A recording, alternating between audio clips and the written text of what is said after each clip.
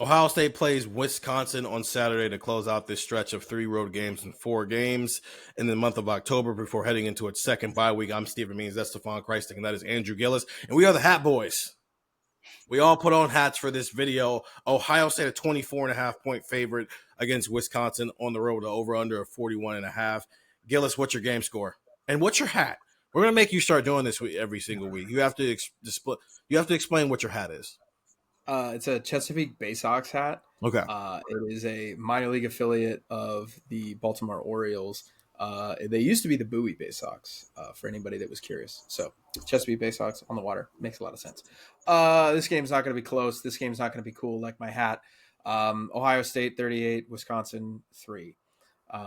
They're going to roll here. We do these predictions and we have an article that comes out on cleveland.com. And I think I coined it as Ohio State's most boring game of the season. I don't think there's going to be a lot of juice in the stadium, especially early on when Ohio State, I think, kind of takes control right away. And I think they're just going to kind of cruise. I think there are individual things that, we are going to be looking for, that fans are going to be looking for, that Ohio State coaches are going to be looking for.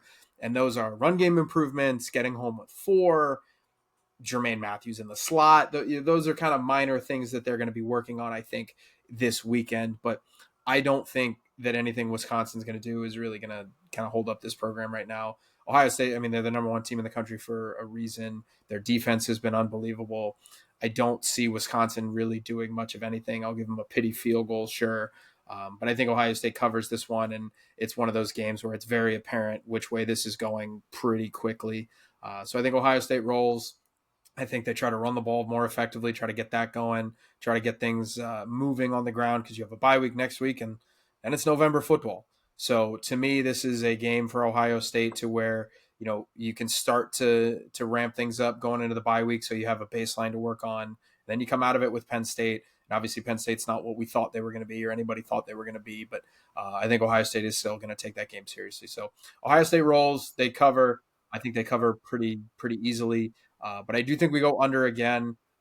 This is a conversation I brought up a couple of weeks ago. It's like, how many points does the other team have to score to hit the over? Because if Ohio State's going to run the ball and keep the clock down, okay, if possessions are 8, if you're not really kind of just scoring rapid fire at will, what does that look like? So I think we're going under again. I do have just barely an under, but I do think Ohio State covers and we have under. Stefan, what's your game score? I have Ohio State winning 38-0. I'm going with the shutout. It feels like Ohio State would have to make a mistake for this. Ohio State's offense would have to make a mistake for Wisconsin's offense to be able to get some points on the board. I think Ohio State's going to look for explosives in the running game as well as in the passing game, get itself a pretty big lead early on, and then kind of cruise to the finish line. I think Ohio State gets to put one of the final nails kind of in the Luke Fickell era at Wisconsin. This Wisconsin team is lost right now. They're trying to find themselves, and it's difficult. It was really rough against Iowa last week. I thought maybe that Iowa game was an opportunity for them to get some momentum, maybe get a decent win at home, and take something into Ohio State week, and that just isn't the case. They get shut out for the first time in 45 years. I think they get shut out again. Ironically enough, 45 years ago, when they did get shut out at home for the first time since then, that was also the last time they got shut out in back-to-back games, and Ohio State was part of that back-to-back home games. So this is going to just continue a rough stretch for Wisconsin. I just think they're overmatched. I don't think their offense can do anything against Ohio State. We'll see what their quarterback situation is like. I think as of the time we're recording, we're not sure who their starter is going to be. I just don't think it's going to matter. This Ohio State defense is a wagon, and Wisconsin's not going to be able to score on them. And Ohio State's offense will get some explosives, but I think we'll also try to work its run game enough to where even when it's not explosive, it's getting chunk plays and it's running time off the clock. And there's probably going to reach a point where Wisconsin and Ohio State both say, hey, let's just get out of here with nobody else getting hurt. So rainy conditions add to that as well. Makes for a bit of a slower, maybe sloppier game. But I think Ohio State's going to have no problem. 38-0. That's a pretty easy Ohio State cover, and I'm going with the under as well. I took the under as well. I'm also taking Ohio State to shut out Wisconsin. In fact, Stefan, that's what I was going to do. the entire, hey, last time they got shut out, it was back-to-back, and Ohio State was part of that back-to-back. I'm saying the exact same thing is going to play out here. I went 41-0 just because I think Ohio State can score 4 more points on Wisconsin than Iowa did.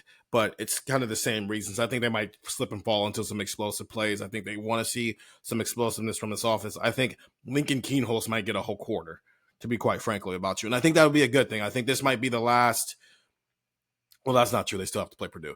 I think Lincoln Kienholz has 2 more games where it's reasonable to say he's going to see some snaps for a couple of series, and I think it'll be this game, and I think it'll be the Purdue game as well. And this will be a good chance to get your backup quarterback in on the road. I think that's valuable because you always want to have your guy ready just in case something were to happen to Julian Sand. But I think this is an opportunity for Ohio State might score on every single possession, whether it scores a touchdown or it gets a field goal. I think it might score on every single possession. I think a couple of those might end up being explosive plays, but I just think Wisconsin's done.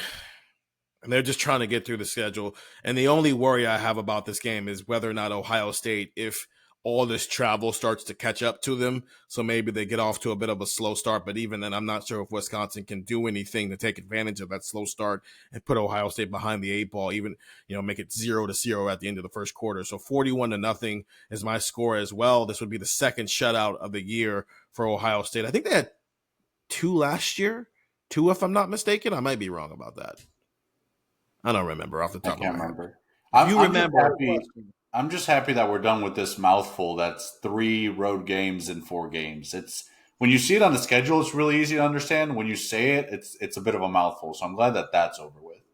And when you do it, you're exhausted by the end of it. Everybody will have earned the bye week that's coming up here. 2 shutouts last year, by the way. Purdue and Western Michigan. Okay, so this would be the 5th shutout of Ryan Day's career, if Stefan and I are right. They had 1 in 2019. They had 2 last year, and they've gotten 1 so far this year against Grambling. So this would be the 5th one of his career. Get the text, 614-350-3315, 2-week free trial, $3.99.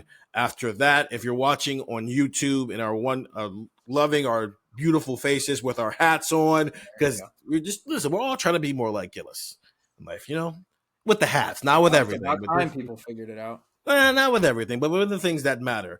But if you're watching on YouTube, go listen to Buckeye Talk wherever you find podcasts, where we did an entire preview of the Ohio State-Wisconsin game. We also talked about some other games happening around the country.